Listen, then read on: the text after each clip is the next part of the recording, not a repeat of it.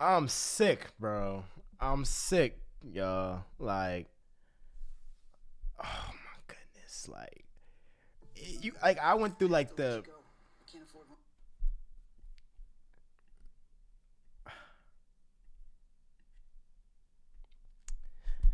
that game. That was the best game of the season. I mean, who would have thought that the Bucks from 27-3, they were down 27-3, and they came back, scored 24 unanswered points,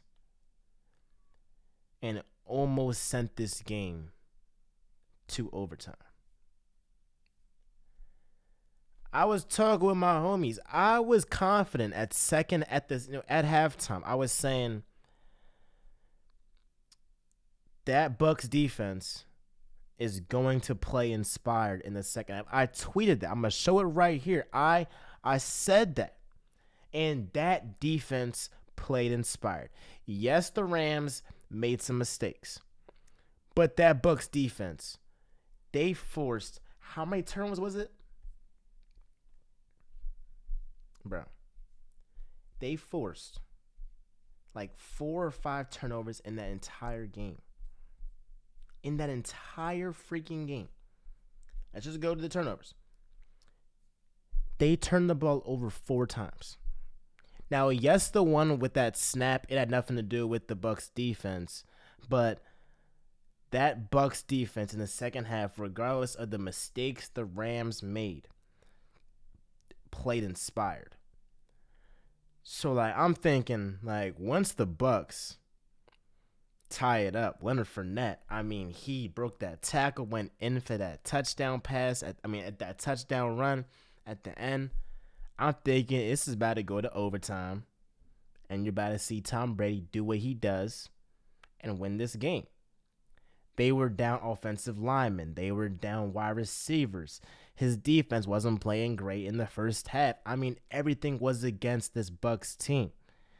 Now, Tom Brady did not play a perfect game, right? He had some missed throws. He had some, some guys that were wide open, Scotty Miller. But at the end of the day, the Rams got it done. Matthew Stafford, who I've been on record saying that in this postseason, he is under the most pressure in the playoffs. He rose to the occasion. It wasn't his fault that all of his guys ended up fumbling the ball, right? Matthew Stafford, 28 for 38, 366 yards against a phenomenal Bucks defense. Now, they weren't phenomenal today, but nonetheless, Matthew Stafford came to play. He came to play. So I got to give him credit, but the MVP of this game is Cooper Kupp. Cooper Kupp, I hope that this game gives Cooper Kupp the respect that he finally deserves. Leading the league in receiving yards, leading the league in touchdowns, leading the league in receptions. And people have been saying he's not top 10, right? He's a slot receiver. I'm going to be completely honest, and people are not going to like what I'm about to say. But if Cooper Kupp was black, he would be unanimously the best wide receiver in this league. But because he's white, people underrate the guy. They think, it's Cooper Kupp. Like, you know what? He's had one good season.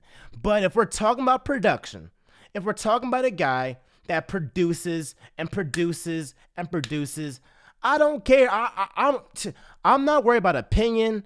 I'm worried about fact. And what I know is he was the MVP of that game. He made those 2 catches, one for 20 yards and the one was for like 50 yards or whatever, to put the Rams in position to win that game. He was their go-to guy. He was the guy that Matthew Stafford went to when he's got Odell. He's got all these wide receivers. He goes to Cooper Kupp and ends up being the reason Cooper Kupp why the Rams won that game. 9 receptions, 183 yards, 1 touchdown. The first touchdown was for 70 yards. I mean, again, I get why the Bucs sent the house to Matthew Stafford, but you can't leave a guy like Cooper Kupp in single coverage.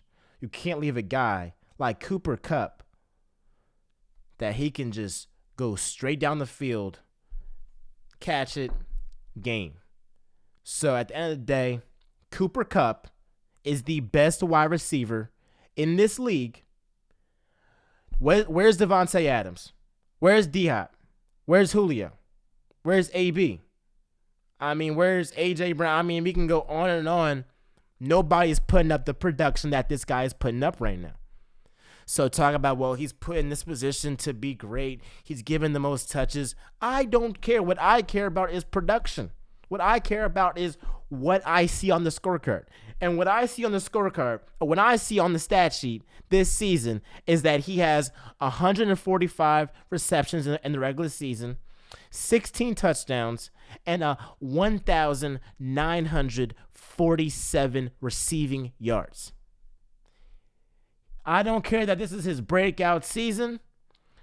Right now, Cooper Kupp is the best wide receiver in this league. So stop underrating the guy because he is white. Because you know what? We're underestimating Cooper Kupp, right? He don't look like everybody else. I don't care about that. At the end of the day, this guy is the best wide receiver in the NFL. Congrats to the Rams. As a Brady fan, I'm sick. Because, Brady could have played better. But, everything with things was tipping in his favor. I thought that he was going to pull it out. He didn't. But this Rams team is for real. It's for real. But I think the 49ers got their number. I think next week, the Rams is going to be in for a rude awakening. They got Nick Bosa, Armstead, all those guys on that defense. D'Amico Ryans has called a perfect defensive game in every single whether it was the wild card, whether it was the divisional round. He has called a dang near perfect game. A matter of fact, a perfect game. They're in the NFC Championship up to this point. So I'll give my official prediction for the 49ers and Rams later on next week. But man, what a game. What is y'all reaction to this game? What is your reaction to me saying that I think Cooper Kupp is the best wide receiver in this league? Do y'all think that? Y'all know I think that. Be sure to like, comment, subscribe, and again, comment down below your reaction to the best game of the season. I'm out, y'all. This is Real Talk with Miles Johnson, where I always keep it real. I'm out, y'all.